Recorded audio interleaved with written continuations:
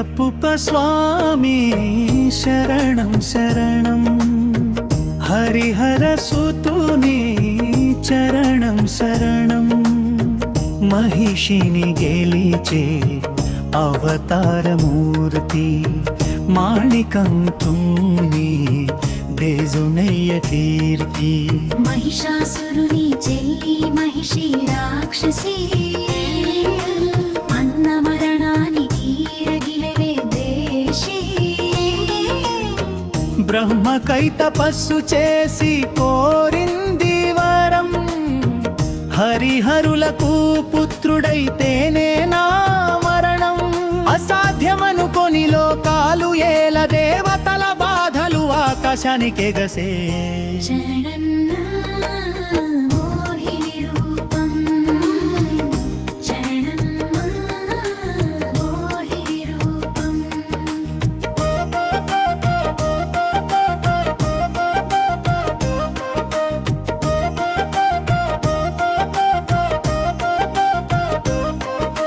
మహిషిని గెలిచే మార్గం హరిహర యోగం, విష్ణువు ధరించెను మోహిని రూపం.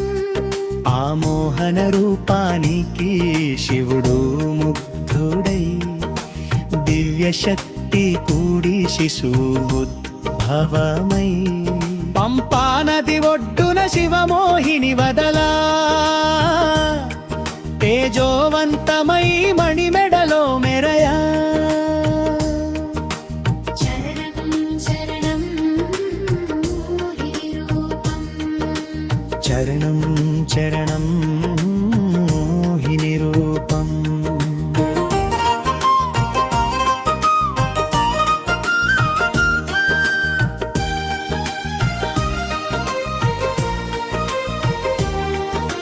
సంతానం లేని పంపాళరాజు రాజశేఖరుడే చూచే ఆ తేజు. బంగారు గంటవై మెడలో ఉన్నందున మాణికం తునిగా పెంచే సంతోషమున. సకల విద్యలలో అద్భుత ప్రజ్ఞ, మాణికంఠుడే అయ్యే రాజ్యానికి రక్ష. చరణం చరణం మోహిని రూపం, చరణం చరణం మోహిని రూపం. రాణికి జన్మించే సొంత కొడుకు, రాజ్యకాంక్షతో పెరిగే కుట్రల వల. తలనొప్పినే పంతో పలికే వైద్యుడు, పులిపాలు తేవలేనని దుష్టబుద్ధి. తల్లి రక్షణకై సత్యం తెలిసినా ఒంటరిగా అడవికి మాణికం కుడే సాగే. చరణం జననం మోహిని రూపం, చరణం జననం మోహిని రూపం.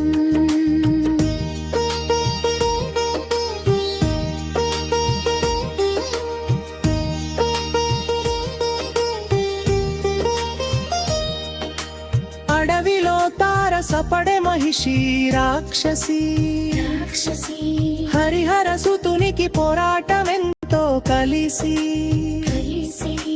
వరం విరిగిపోయే మహిషి అంతమైపోయే, పులి రూపంలోని దేవతలే వచ్చే. పులిపై మాణికంకుడు రాజధానికేగా, రాణి సత్యం చెప్పే రాజు క్షమాపణ వేడగా.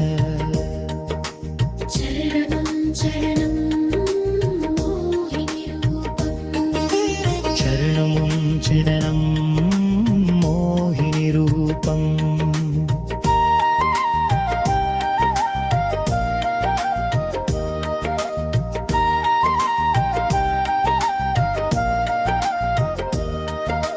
కార్యము తీరను దైవత్వమెల్ల చూపి, శబరిమల కొండపై ఆలయం నిర్మించమని